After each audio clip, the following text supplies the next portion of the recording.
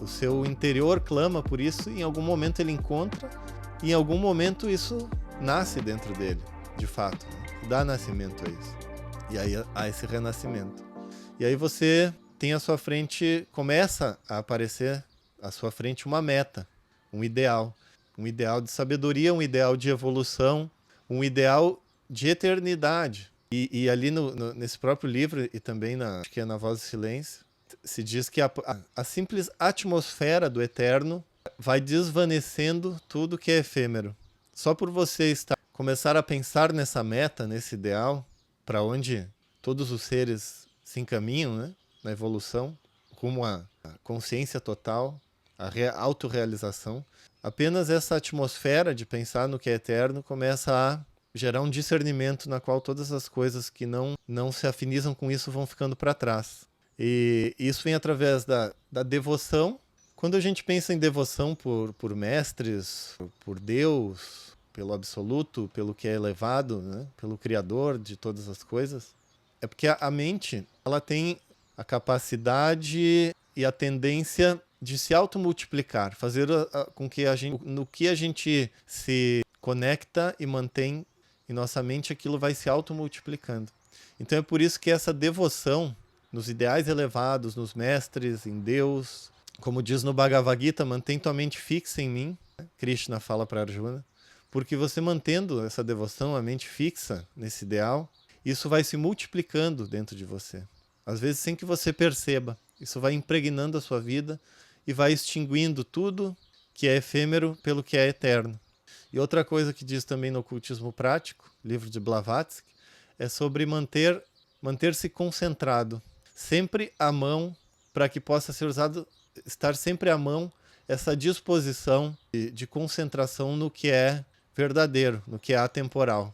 E o caminho espiritual ele é infinito, né? Por isso que no início eu falei que esse título não estava bem correto, porque não é o último passo no caminho espiritual, porque o caminho espiritual ele é infinito.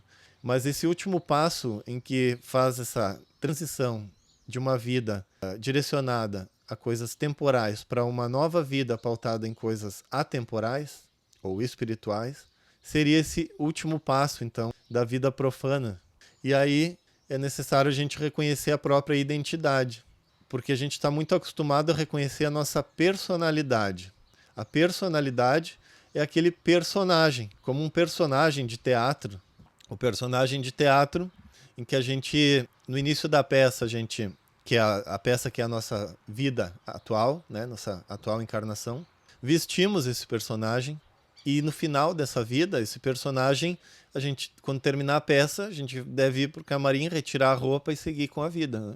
O problema é que temos nos identificado com o personagem tanto que pensamos que somos o personagem.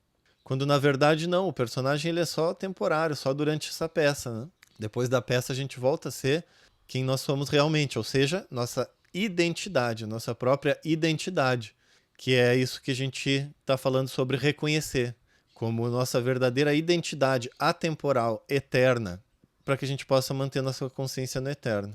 Então, às vezes as pessoas acham que é difícil deixar para trás velhos hábitos, mas essa questão de abster-se de determinados hábitos, que as pessoas acham que pode causar sofrimento, com a mentalidade correta, com a visão do discernimento, como a gente está conversando até agora, isso pode se tornar uma coisa muito legal, porque abster-se pode significar para você a concentração que está o tempo inteiro ali. Pode significar para você que você está conectado com esse ideal, com a sua verdadeira identidade. Cada vez que vem um desejo de algo e você se abstém, isso pode ser para você uma lembrança, na qual você te causa um regozijo, uma felicidade, porque, novamente, o desejo, kama, né? Em sânscrito, kama, é o desejo, ele veio e, ao invés de ele fazer com que você tomasse uma decisão condicionada, automática e cedesse ao desejo, ao contrário, você conseguiu, através do desejo, lembrar de quem você é, da sua identidade. Então o desejo passa a ser um aliado no caminho, na senda. E aí você começa a conquistar-se, né? Começa a ser o senhor do próprio destino, das próprias ações. Não mais agindo por instinto ou por influências que vêm de fora, mas antes por reflexões e discernimentos internos que você tem.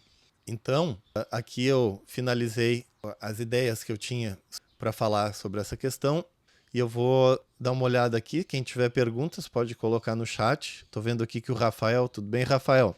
Fez uma pergunta ou uma colocação, deixa eu ver.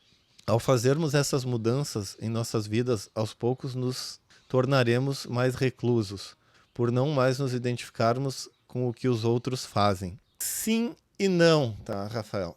Porque, obviamente, a gente deve sim buscar uma maior solidão, não no sentido de se apartar dos outros, mas sim no sentido de ter momentos para nossa meditação, para as nossas reflexões. Obviamente que a gente acaba se afastando de eventos diários que sejam... que não condigam em nada, né, com o que a gente está buscando. Por exemplo, se não vai num baile funk ou numa rave, mas o que acontece? Junto com esses entendimentos, essas concepções que vão nos chegando, o que ocorre é que a gente vai entendendo que o eterno é todo interconectado e que por ser interconectado nós não somos isolados dos demais. Aliás, pensar dessa forma é sair de um defeito para ir para outro, que seria o orgulho e a vaidade, né? Se considerar superior aos demais e dizer, não, esse pessoal aí só faz besteira e eu estou aqui puro, límpido, intocado, superior, vou me manter afastado. Não. Na verdade, o que acontece é que ao invés de a gente, como antes, vermos apenas os defeitos das pessoas, a gente, por escolha, começa a ver também o divino nas pessoas. E vendo esse divino nas pessoas, a gente começa a ver quais as virtudes que as pessoas têm e entender quando, por exemplo, de fato fazem coisas que não ajudam elas em nada, entender que essa desarmonia, né, entre talvez o que elas desejam e os próprios atos delas é ainda porque elas estão um pouco desarmonizadas, confusas, ou não tiveram contato com o conhecimento correto, ou não é o momento delas ainda, né? Porque tudo é uma questão de acumulação, né? Como eu falei, acumulação de leituras, palestras e meditação, como ela falou no livro ali, juntamente com a própria convivência com pessoas que pensam também da mesma forma. Por isso que eu sempre falo para as pessoas acessarem